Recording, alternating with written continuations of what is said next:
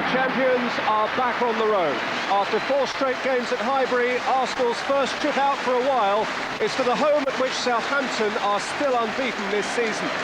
Even so, the Saints freshen their side, and Ecuador's Agustin Delgado, one accident-filled year since signing for the club, finally starts a Premiership game for the first time.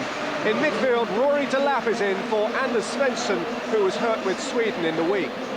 Interesting venue for David Seaman's return after 2 games injured. It's here, of course, that he misplaced a Macedonian corner to England's cost. Ljungberg, Henry, Bergkamp were all doubts but all play, and it's one Brazilian for another. Edu starts because Gilberto has been round the world for his country this week.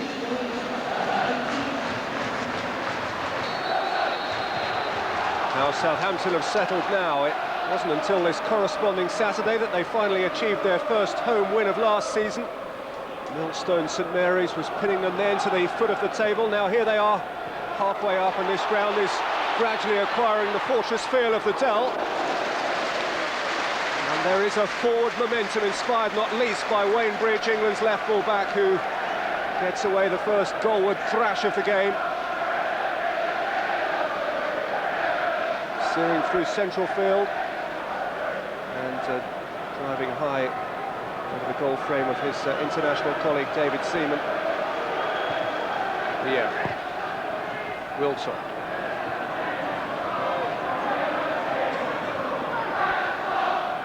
Vieira.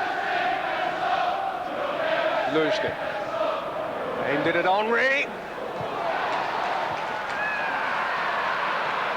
Nifty little eyebrows, near post flick from Thierry Henry.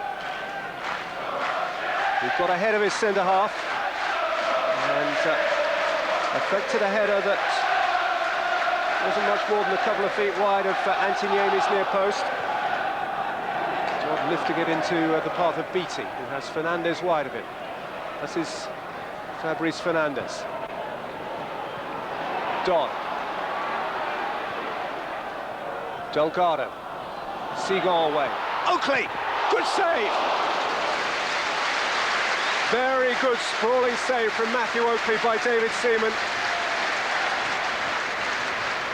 The ball kicking up from his instant instinctive right-footed drive off the turf just in front of him.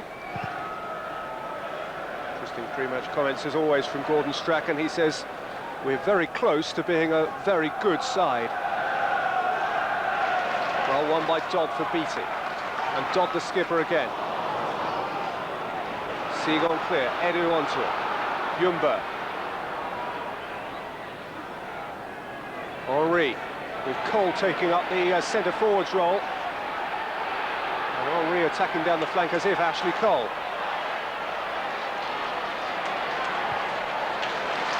Edu. Vieira. Nicked away from Marsden. Wiltor. Vieira. Bergkamp. Wiltor. Bergkamp. Oh, what a goal! Another Dennis Bergkamp masterpiece. Sweet as a nut on the half volley, and Arsenal, who've been under the cosh to some extent for much of the half, find themselves in front away from home again. It is a Dennis Bergkamp special. The Dutchman's 99th in the colours of Arsenal Football Club.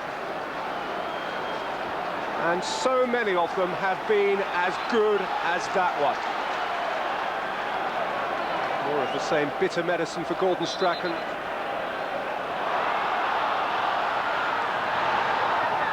Seagull jumped and didn't make contact.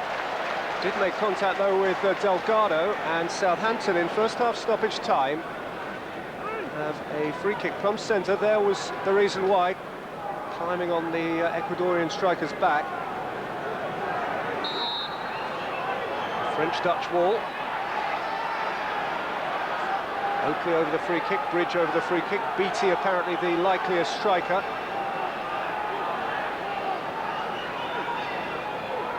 It's James Beattie. Oh, belter!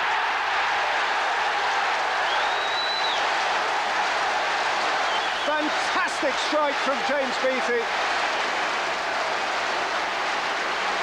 And Southampton are where they deserve to be, level with the champions.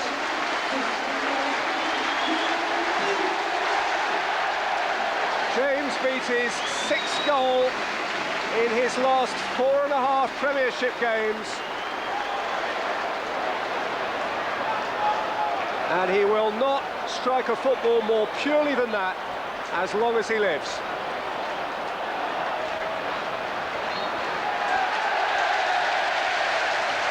The last act of the first half is, jointly with Dennis Bergkamp's sublime half-volley, the best act of a rough, tough first half with two jewels to remember it by.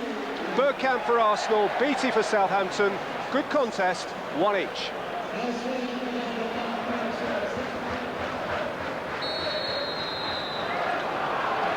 Until a few seconds before half-time, Arsenal hadn't conceded a single Premiership goal during the month of November, but Southampton's persistent asking of the question finally brought them the answer they desired and deserved. So the champions are starting from scratch again. Pascal Seagal on the ball it was, who conceded the free kick to Agustin Delgado. Beattie, who was putting the pressure on David Seaman there, who beat Seaman from quite a long way out. I suppose there's any chance of this getting to Adelaide by midnight, is there? England's cricketers could do with rain like this. Rich making a buccaneering run. Edu away from Delap. Lunderklar. Wenger protecting. So showing it back to Wayne Bridge. And Bridge has kept going, and Delgado's in, and Seagal's across.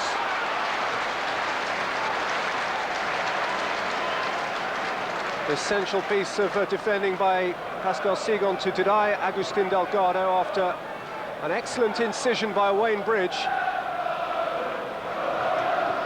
He only remains seated for the first half. He's down pitch side now, Gordon Strachan. Lunderklar. Fernandes. Being tackled by Cole, who felt the throw should have been his.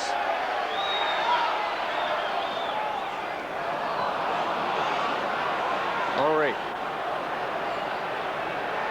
Lindeblom jockeying. Wiltor forward. Patrick Vieira forward. Vieira! Terrific block. Vieira again! Vieira again! And the Amy wins 3 times out of 3. Fantastic solidity from the Finnish goalkeeper for Southampton. 1 block, 2 blocks, and a third quite miraculous block from Antti Niemi. Vieira. Bergkamp. Aimed in at Vieira again. Out by Don. Oakley with time to turn. Bergkamp wins it back for Arsenal, but it breaks for Beattie. And Delgado can put pressure on Seagal. And Agustin Delgado is away here. And Campbell challenged him. And Paul Durkin is given a penalty. And Campbell's off. It all happened in a fearful blur of action for Arsenal. Arsene Wenger's side were on the attack. The break was swift. Delgado was showing a clean pair of heels to Campbell, who muscled into him in search of the ball. Delgado kissed the turf, and Campbell kissed goodbye. The 47th player to be sent off under Arsene Wenger for Arsenal. And James Beattie, 3 of whose 7 Premiership goals this season have come from the penalty spot, has the chance to beat David Seaman for the 2nd time on the afternoon. And does! And Southampton have come from behind to lead the champions. James Beattie from 25 yards, James Beattie from 12. It's Southampton 2, Arsenal 1.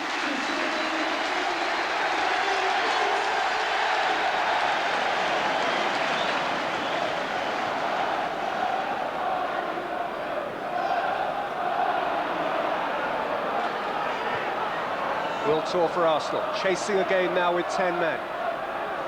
Ljungberg. Aimed in at Cole. Ashley Cole and Henry. Delightfully worked. Ljungberg full of ideas. Cole knew what was required. Henry couldn't get much vigour into the finish. Beattie's first there. Seagull holds him up. Beattie wriggles clear. Flag is up. Beattie wanted to carry on, but Seagull's handling offence, inadvertent or otherwise, has been penalised, which was mildly irksome for Southampton. The offence actually was a tug of the shirt. Svensson is forward. Delap's going to the near post. Fernandez in a position better than would have been a corner. Delgado! It's in!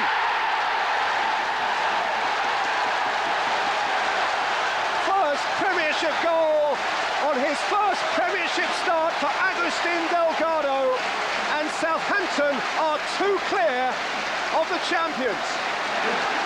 Hurled his frame in at the back post.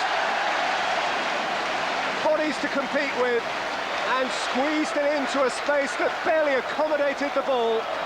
Agustin Delgado, no points for aesthetics, but possibly 3 points now for Southampton.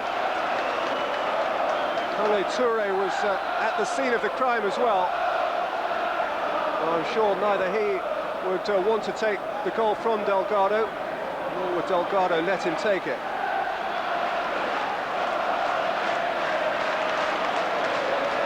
Lundekvar. Acres of space here for Dodd to deliver. And Dodd does deliver. And Delap, arriving at the back post, was within inches of making it fall. Beautifully hung up by the Southampton skipper Jason Dodd, and determinedly attacked by Rory Delap, whose header was just off target.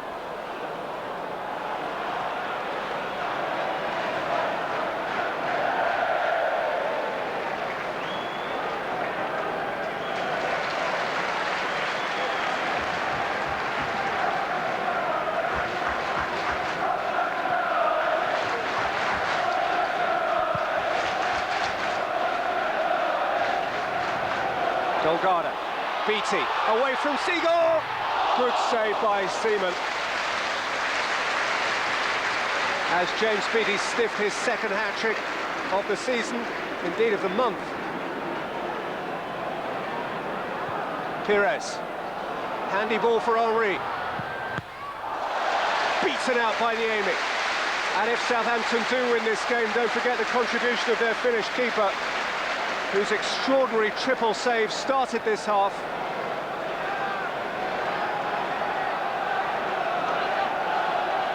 Seagull forward for Arsenal. Pires! Pires! 3-2! Footballer of the Year gives Arsenal hope. One man down, and now only one goal down, courtesy of Robert Pires' first Premiership goal on his return from long-term injury.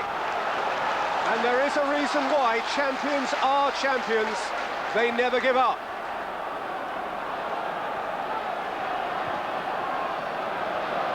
And Arsene Wenger has a reason to believe.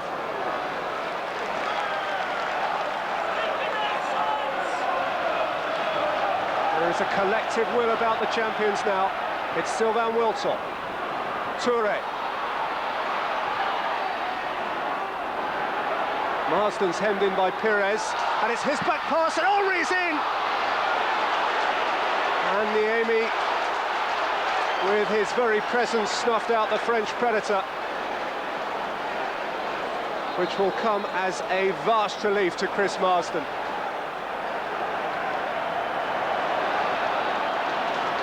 Dodd. Telfer will chase it. Seagull will try to cover. Telfer. Ormrod. And Beattie was in space square of him if Ormrod had been able to see. In fairness to Brett Ormrod, it was hardly a time to look up and notice. Gordon Strachan and Dennis Rowe fought to eat up time with a change, no need. There is uproar at St Mary's at the end of an uproarious afternoon at St Mary's. Perhaps the greatest win in Gordon Strachan's time at Southampton, inflicting, as he has on Arsenal, their third Premiership defeat of the season. This having fallen behind to a brilliant Bergkamp goal. Beattie equalised with a brilliant free kick. Beattie scored with a penalty after Campbell was sent off. Delgado broke his Premiership duck. Pires called one back. There was so much. It was such fun. It is a memorable day on the South Coast. Southampton 3, Arsenal 2. As the football gods looked after us today, they made sure that we won. I think we didn't rely on luck today. It wasn't any breakaways.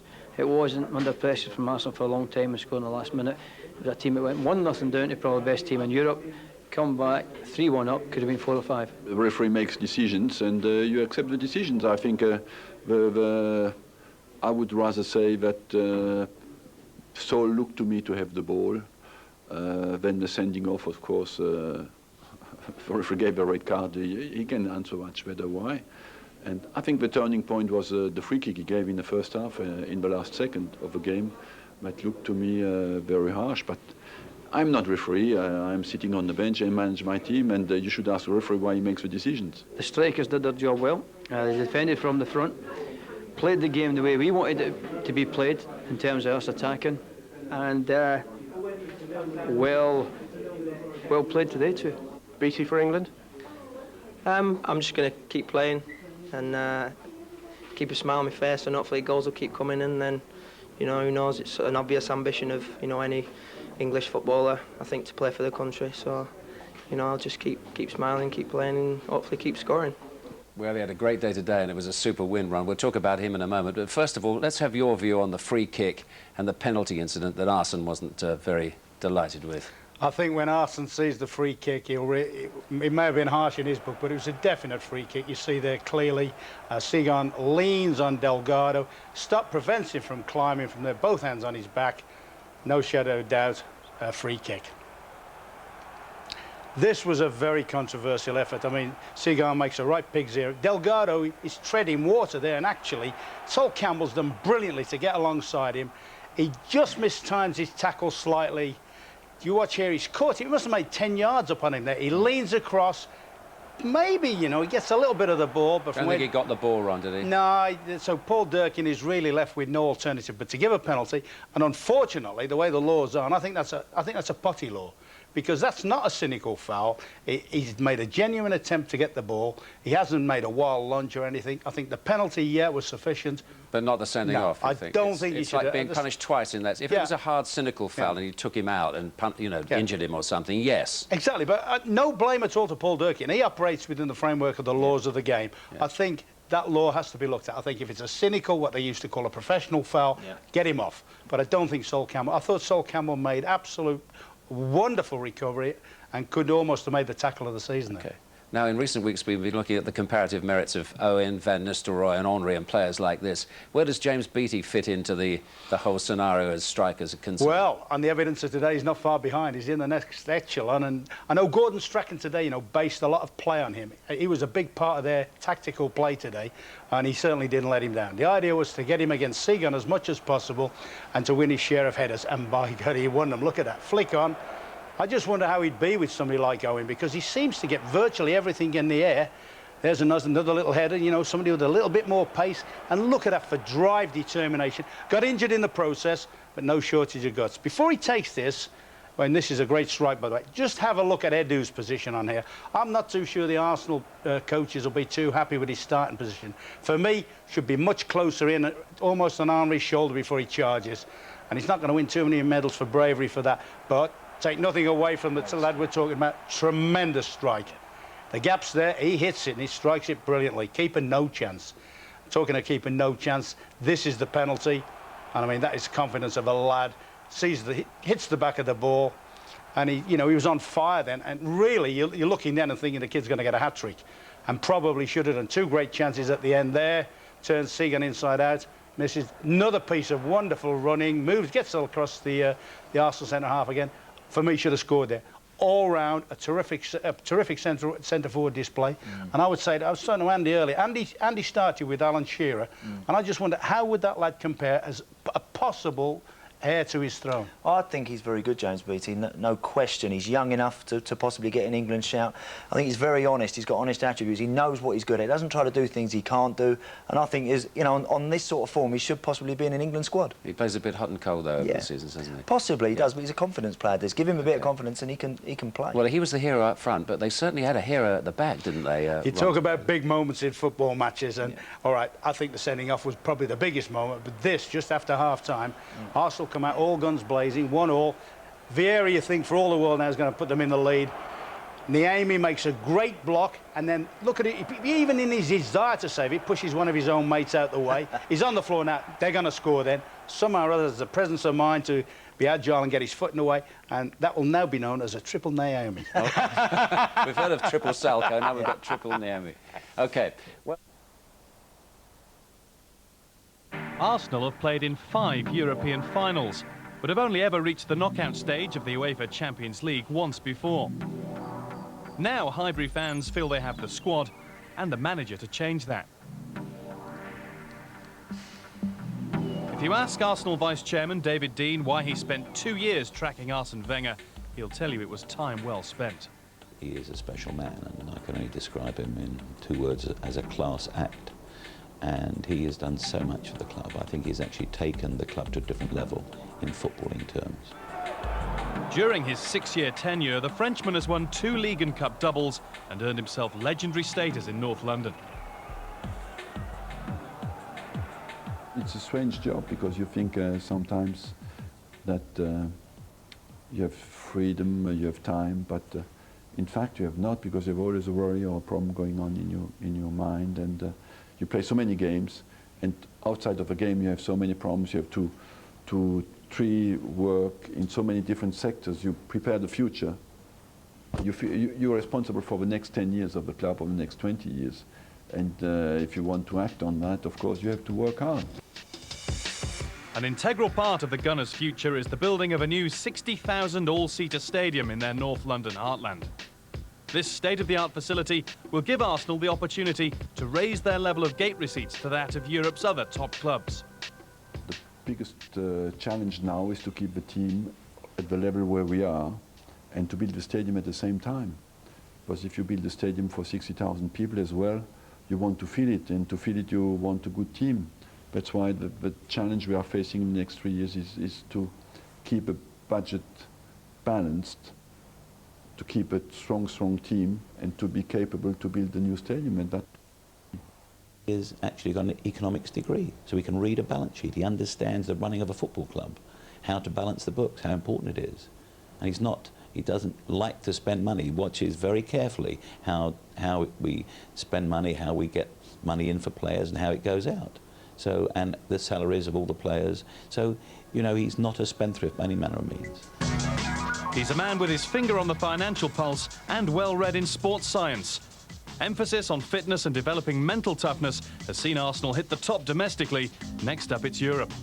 what is very interesting in the Champions League is you play it against a team who is used to dominate in their championship. And you have two teams who are used to take the game and to play. And that's why the games are so interesting. So if one hides a little bit, they'll be eaten by the other one. And as soon as I think belief drops a little bit in one of the two teams, they can't win anymore. Last season was a struggle away from home in the Champions League. This campaign they romped home at the first time of asking at PSV Eindhoven. Summer signing Gilberto Silva scored the competition's fastest ever goal to enhance Wenger's reputation as a shrewd operator in the transfer market. He has got an encyclopedic knowledge of players around the world. I mean, that is tremendous. There's no, I've not met another manager or individual who's got a better knowledge than he has on world footballers. This season, Wenger has had to watch David Seaman's form come under close scrutiny, with questions being asked about his international future. Throughout, though, Wenger has stood by the experienced keeper. This guy, what he's done for football and for his country, and the stick he gets, just because there's a competition amongst the media to get him out of a national team or maybe to stop the game. And but he took it so well, and it was a test for him to show how strong he was. Robert Pires is back after missing out on the crowning moments of last season with a cruciate knee ligament injury. Arsenal hope that the current Premiership Player of the Year will soon regain the form that made him the team's catalyst. We play a game based on movement and mobility and technique, and a lot of movement, a lot of runs, and Robert gives us that kind of fluency that gets you out from the back when you win the ball, passes one or two, and then gets our players on the move and on the runs. So when he's completely 100%, of course, he's a very influential player. Opening their campaign with maximum points against teams topping their leagues in Germany, France and Holland impressed many observers. They saw a team that had the style and self-belief to prize the trophy away from Real Madrid. Comparisons were inevitable. We try to play an offensive football like Real Madrid. I would say that if you can make a difference, where football is based a little bit more on technique and our football is based a little bit more on power. And that's the difference I see. But of course, you will judge at the end of the season how efficient the two teams are. It was Arsenal's excellent start to Group Stage 1 that eventually saw them through. Taking their foot off the pedal, they collected only 1 point from the final 3 matches. In the next phase of the competition, they'll need to regain their top form or risk suffering the same fate as 2001 winners Bayern Munich. I saw Bayern Munich going out. They didn't play one bad game, but just because they were under pressure, they always were in a have-to-win situation. So in the second phase, it's very important, I believe, to start well and to get a run going. First up, it's a tough trip to Italian giants Roma. They finished second in Group C to Real Madrid, but only managed to find the net on 3 occasions. But at this stage of the competition, they're all pressure games. So how does Wenger relax away from football? Surprisingly, watching football, and not just other matches in England. A Spanish good game or an Italian game, no matter, a French game, I like to watch a French game as well, and to completely relax and watch it with a different view. And no matter, and I try to imagine what could they do or who could win the game, and it's quite enjoyable.